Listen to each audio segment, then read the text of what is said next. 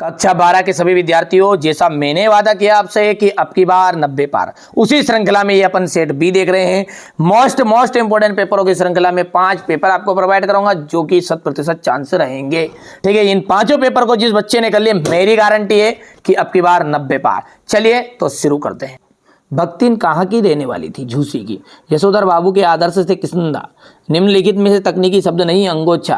काव्य की शोभा बढ़ाने वाले शब्द कहलाते अलंकार कहलाते हैं। रीति काल की जो प्रतिनिधि रचना है वो है बिहारी सतसई। दिन कैसे ढलता है? जल्दी जल्दी ढलता है। और कैसे ढलता है? तीतरबाज युवक कहता था, वहां निमंत्रण पाकर भीतर गया। भक्ति काल के प्रसिद्ध ग्रंथ का जो नाम है रामचरितमानस है। कवि हरिवंश राय बच्चन यौवन का उन्माद लिए फिरते हैं।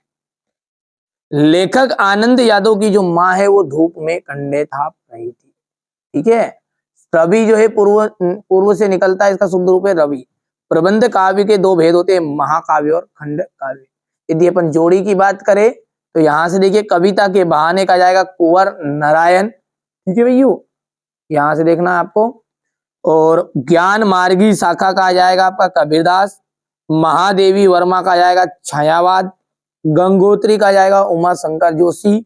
रेडियो नाटक का जाएगा सीमित पात्र। कुलाधिपति का आपका जाएगा तकनीकी शब्द। और आख्यानक गीतिया, इसका आ जाएगा झांसी की रानी। ठीक है, बढ़िया से कंप्लीट करो, कम समय में पूरी जानकारी प्राप्त हो जाए, यही अपना उद्देश्य है। यहाँ से एक वाक्य के उत्तर भर दिए हैं, बढ़िया से आपको कंप्लीट कर लेना। यहां से घटना स्थल पर किसी खबर का सीधा प्रसारण करने को अपन कहते हैं लाइव। मास्टर जी, मंत्री मास्टर लेखक को क्या कहकर पुकारने लगे? आनंदा। लेखक के पड़ोस में कौन महानुभाव रहते थे? भगत जी। बाजार का जादू आंख की राह पर काम नहीं करता, असत्य। सिंधु घाटी सभ्यता में पत्थर और तांबे का प्रयोग नहीं होता था, असत्य है। हाँ तो भी, और ये सब निपात शब्द है क्या? तो बिल्कुल राइट बात है, ये क्या है आपके निपात शब्द ही है। ठीक है, चलिए इसके बाद में आगे है आपके रस को काव्य की आत्मा। तो ये सत्य सत्य है, तो कंप्लीट कर सकते हैं। अपना क्वेश्चन नंबर 6 से जो है, गांव प्योर किसकी तरह कांप रहा था?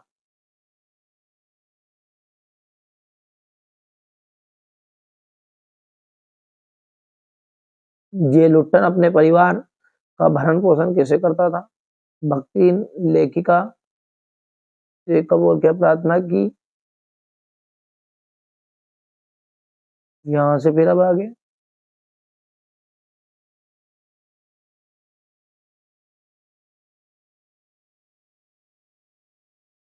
अच्छे लेखन की विशेषताएं। महाकाव्य और खंड काव्य में अंतर।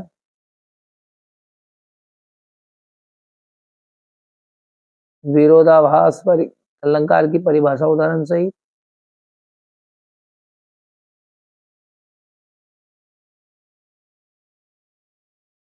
रवैया छंद, क्वेश्चन नंबर 11 है।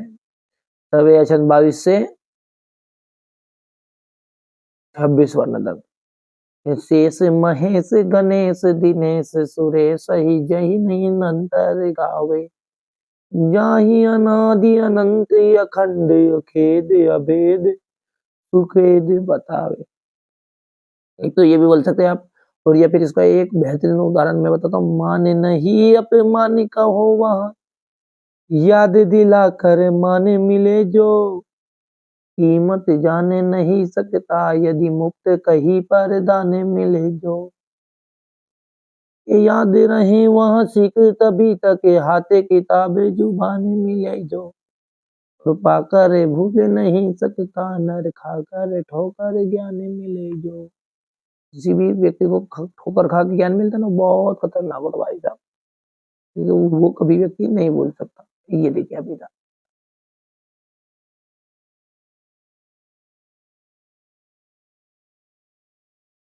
मुहावरे और लोकोक्ति में अंतर हो गया।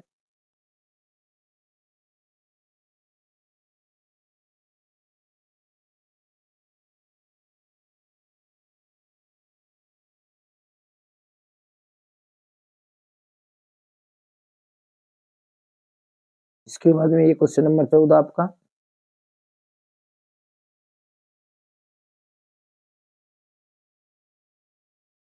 ये क्वेश्चन नंबर 15 है। भाषा को सहूलियत से बरतने का क्या अभिप्राय है। ठीक है, अब क्वेश्चन नंबर 16 देखिए, आप पठित कर ध्यान से ये प्रश्न यहाँ पर देख लीजिए। हो गया, प्रश्न इतना है।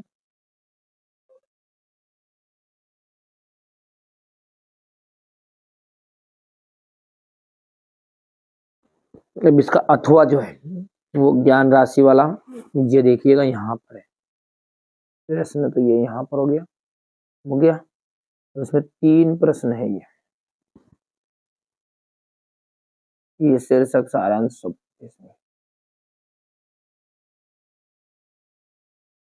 रघुवीर सहाय, ये रचना है होगी।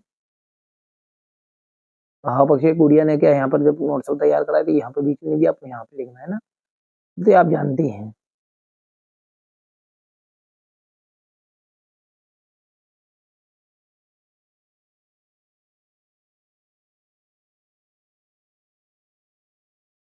ये साहित्य में स्थान है।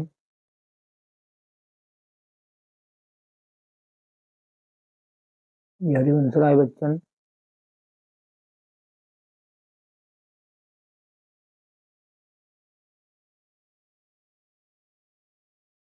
अगला पक्ष साहित्य में स्थान।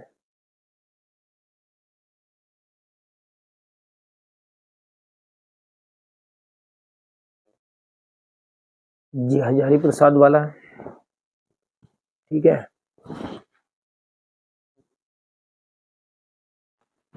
थोड़ा सा बड़ा कर लेता हूँ ताकि मोबाइल का काम हो जाएगा। ये हो गया, ये इनकी रचनाएं हैं। भाषा,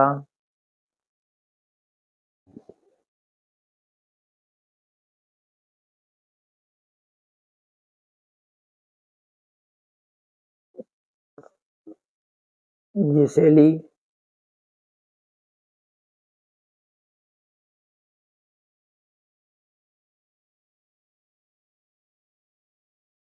जहां से आपका धर्मवीर भारती का साहित्य परिचय के लिए रचनाएं, ये भाषा हो गई है। ये शैली,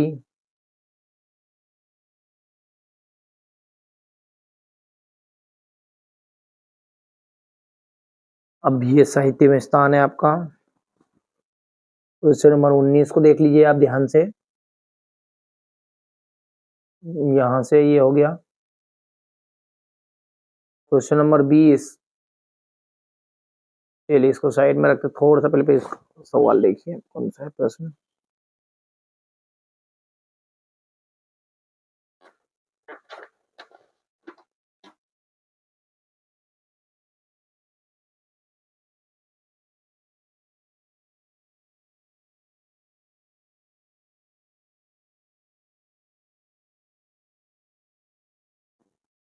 तो ये देखिए 20 का आंसर यहाँ पर संदर्भ हो गया है, ये प्रसंग हो गया है, और ये व्याख्या हो गई।